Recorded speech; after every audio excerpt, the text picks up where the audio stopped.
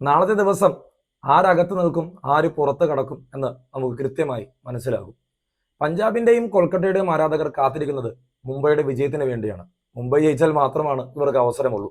അല്ലാത്ത പക്ഷം രാജസ്ഥാൻ ഈസിയായി ക്വാളിഫൈ ചെയ്യും. ഇതിൽ കടന്നു കയറിയ ടീം ആരാണെന്ന് ചോദിച്ചാൽ ഒബ്വിയസ്ലി ഗുജറാത്ത് ടൈറ്റൻസ് ആണ്. Punjab, RCB, SRH, Rajasthan Royals തുടക്കം മുതൽ ഇവർ തന്നെയായിരുന്നു പോയിന്റ് നിലയിൽ ഒന്നാമത്.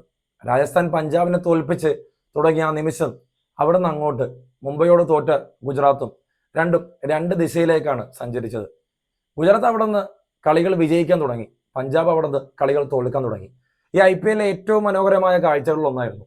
അത്രമേൽ ഡോമിനേറ്റ് ചെയ്ത ടീമിന് അടുത്ത 7 മത്സരത്തിൽ 3 വിജയം നമ്മൾ ഉറപ്പിച്ചതാണ്. പക്ഷേ പഞ്ചാബിന് അടുത്ത 7 മത്സരത്തിൽ ലഭ്യമായത് ഒറ്റ വിജയം മാത്രമാണ്.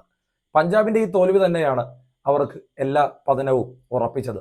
അവരുടെ ബോളേഴ്സ് ഡിഫെൻഡ് ചെയ്യാൻ മറന്നപ്പോൾ പഞ്ചാബിനെതിരെ ആദ്യം ബാറ്റ് ചെയ്യുന്ന പരിപാടി ടീമുകളെല്ലാം നിർത്തിവെച്ചു.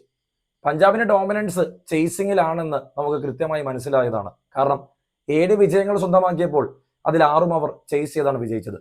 അവർ ചേസ് ചെയ്തും അവർ ഡിഫെൻഡ് ചെയ്തും വിജയിച്ച ഒരേ ഒരു ടീമാണ് LSG.